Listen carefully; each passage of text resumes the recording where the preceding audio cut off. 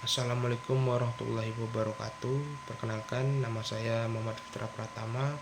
Ya, di sini ingin mempresentasikan yaitu studi kasus pelanggaran hak konsumen, ialah di mana suatu obat yang menyebabkan gagal ginjal akut yang telah dilakukan oleh suatu PT apotik yang ada di Kediri, yaitu suatu apotik Apik Pharma, di mana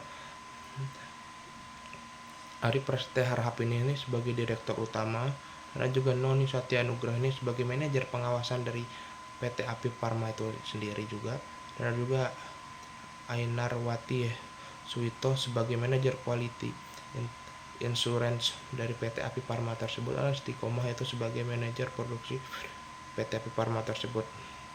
Putusan ini juga telah diputus oleh Pengadilan Negeri Kediri pada tanggal 1 November 2023, dengan mana yang bahwasanya hakim telah menilai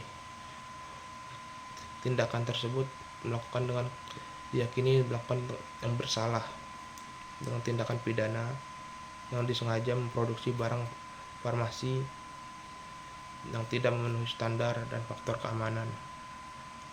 Dan dalam dokumen dakwaan juga tersebut bahwa diyakini bahwa ada bahan baku campuran itu obat propylene glikol yang telah tercemar dengan etilen glikol dan diethylene glikol yang terkandung dalam produk farmasi yang telah dipasarkan oleh PT Apotik Pharma tersebut.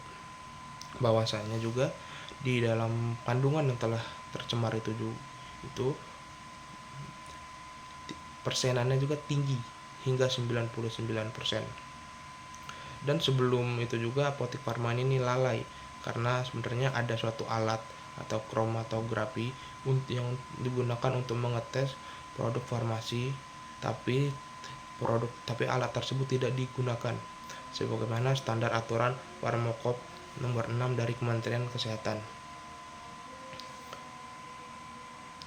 Bahwasanya juga pada Apotik Pharma juga mendapatkan propylene glikol ini itu dari suatu penyuplai yang telah mengoplos bahan tersebut dengan zat beracun etilen glikol atau EG. Karena ini juga perusahaan ini juga dituduh telah lalai karena tidak melakukan pengecekan pada bahan baku sebelum pemasaran.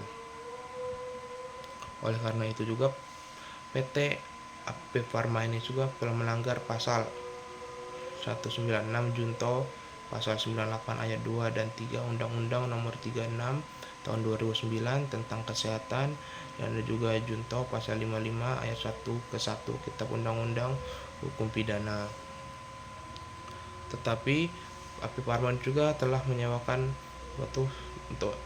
telah membela dengan menyewa pengacara bahwasanya telah melakukan pengujian zat beracun etilen glikol atau EG dan diethylene glikol dengan berpegangan pada Certificate of Analysis COA serta kredibilitas dari PT TBK yang memegang surat CDOB mengenai cara distribusi obat yang baik yang telah dikeluarkan oleh BPOM. Dia menuduh bahwasanya Badan Pengawas Obat dan Makanan tidak melakukan pengawasan dengan ketat terhadap bahan baku tersebut. Tapi setelah itu juga diputuskan lagi di Pengadilan Negeri Jakarta Pusat bahwasanya yang memerintahkan dari PT Apik Pharma ini dan CV Samudra Chemical ini untuk membayar ganti rugi sebesar 60 juta pada setiap orang yang telah menggagal ginjal akut posesif atipikal GGAPA sebagai pengganti putusan yang mencederai kemanusiaan. Kasus ini juga telah terjadi dari tahun 2022, telah menelan banyak korban, lebih kurang 200 orang. Dan Kementerian Kesehatan atau BPOM dibebaskan dari tuduhan yang bersalah.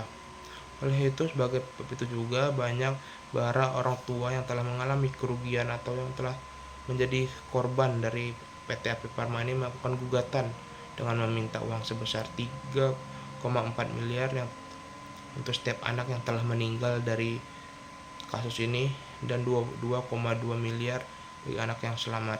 Tetapi dalam putusan itu juga disebutkan ada 24 orang tua yang yang mendapat ganti rugi, tapi tidak sebesar yang yang,